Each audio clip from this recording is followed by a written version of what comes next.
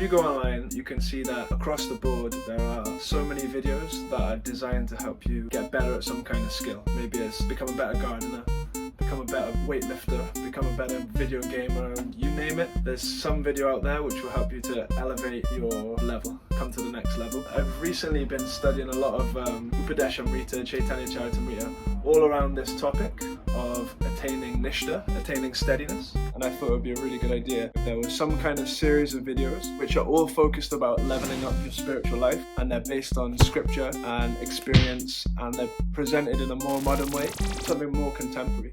So this is my attempt at that. A lot of people might have the misconception that spiritual life is some kind of belief system or some kind of sentimental idea, but actually in the Bhakti yoga text that's completely not the case. Spiritual life is like an active type of cultivation. Just like you might cultivate a plant, you have to actually put energy into it in order to get anything to grow. If you were just to plant like a tomato in the ground, like a little tomato seed, and you just leave it, then you're probably not going to get much. You might get a little bit of green shoot come out of it, but you're not going to get beautiful, juicy, flavorful tomatoes. But if you go into the tomato growing process with some knowledge, so you research how to grow the tomato, and you hang around fellow gardeners that also teach you how to cultivate the tomato, you're going to get good tips and tricks on how to grow it to its ultimate fruition. A juicy, homegrown tomato, very sweet and delicious. Same thing with spiritual life. It's really important that we understand the process of developing spiritually, and we associate with the people that have already made more advancement than us, and they can teach us and we can learn.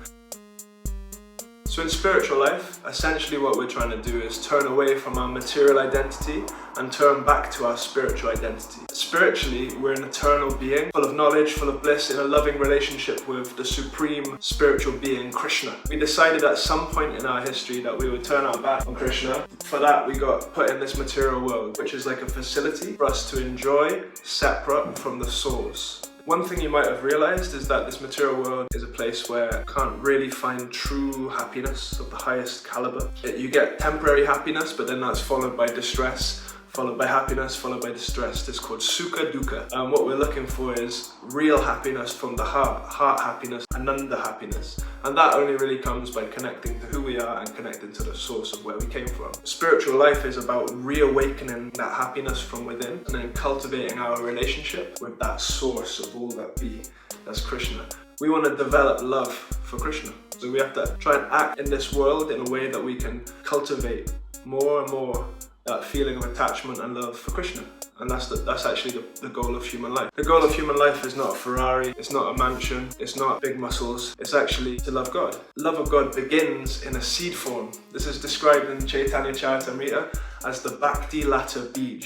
So the Bhakti Lata Bij is planted within the fertile heart of a candidate for spiritual life. In order for the heart to be fertile, that living entity needs to be a little bit pious. Piety means that you do good deeds. You can acquire something called Bhakti Unmukri Sukriti, which means Bhakti pious credits. You get that by doing unknowing devotional service, which is called Agyata Sukriti.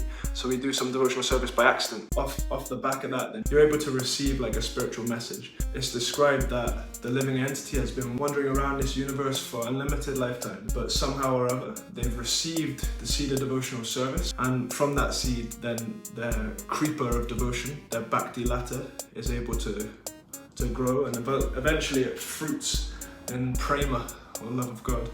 But there's progressive stages actually. It's really important for us to get a good grasp on these progressive levels of devotional service if our goal is actually to develop that love of God. So it starts with Shraddha. Shraddha means faith. It means a little bit of curiosity, a little bit of, I wonder what these Hare Krishnas are doing. I wonder what this book's about.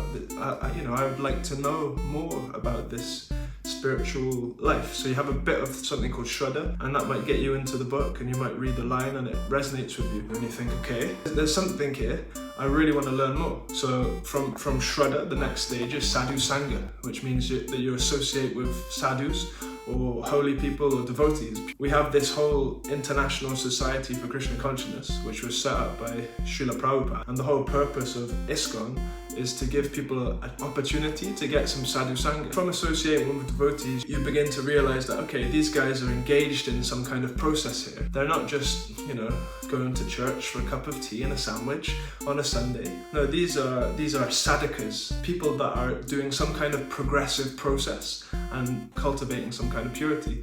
So you start to inquire, okay, all right boys, what are you guys actually doing? So the process of devotional service is the next stage. It's called Bhajana Kriya. Bhajan means to practice. This is the whole system that's been given to us by our previous teachers. So we've got a morning program, rising early in the morning, taking a bath, going to Mangalati, chanting a prescribed number of rounds, attending Bhagavatam class. So yeah, this is all falls under the umbrella of Bhajana Kriya, which means the actual engaging in the devotional process. And when we start to practice Bhajana Kriya, then naturally as a byproduct, the next stage begins in motion. It's called Anartha Nivritti.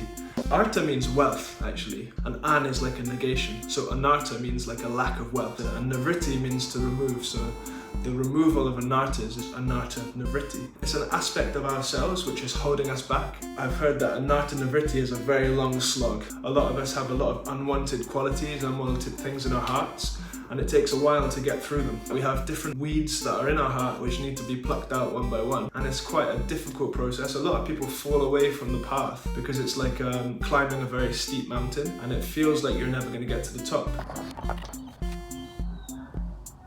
When 75% of anarthas have been removed from the heart, then you attain the level of nishtha. Then devotional service becomes like a very fixed thing. Nishtha means steadiness. So you're very steady in your devotional service and you're fixed on the goal. I want to go back to Krishna. I want to develop my spirituality, and that's the main goal of my life. So yeah, for me, my goal is to attain nishtha. We're going to try and describe different methods that we can help speed up that process. And for me, this video series is going to be quite a fun way to explore and understand this whole process of spiritual life, Krishna consciousness. Because when we try to understand, Shunvatam Svakata Krishna, Punya Shravana Kirtana Hridiyantasto Hyabhadrani Vidanoti Saritsatam. It means that for the devotee who's constantly desiring to hear the messages of Krishna, then from within as the Paramatma, he'll clean away the desires for material enjoyment. So at the moment, my mind is plagued by unnecessary material desires and this and that. I'm distracted. I'm sure you may be in the same position. I know that if we actively try to understand Krishna and the message of the Srimad Bhagavatam, Bhagavad Gita, Chaitanya Charitamrita, Nectar Instruction, if we try to understand the message of Bhakti Yoga, then gradually, our heart becomes cleansed. And then we can start to make steps towards Krishna. Beyond Nishtha, you have Ruchi, which means taste, and then you start to get a taste for spiritual activities. Because at first, when you start practicing, you may get splashes of taste, but then also you feel that a lot of the process is very bitter, very difficult. In the Nectar of Instruction, it's described as like a person who has jaundice. If you have jaundice, then everything that's sweet tastes extremely bitter, disgusting. The cure for jaundice is to eat sugar candy. So you have to eat the bitter thing in order to get the flavor of sweetness back. So same thing, Krishna consciousness at first is like poison, but in the end becomes like nectar. So from Ruchi, Asakti, which is like attachment, Bhava, emotions begin to blossom, and then from Bhava, next level is Prema, which is love of God, pure love of God. But yeah, there you go. There's a glimpse at the various stages of devotional service, from beginning to end. Hopefully this helped a little bit, and make sure you subscribe for more Krishna conscious content. Give it a like, share it with your friends. Also, if you want to look these things up, you can go on Vedabase and make searches on each of these words that we've mentioned. You can really delve deeper into what Prabhupada has said in different talks and different purports. Vedabase is a fantastic resource if you actually want to research this and make a self-diagnosis. Where am I in spiritual life? How do I get to the next level? What's the next step that I got to take? And let's get it going. Let's level up.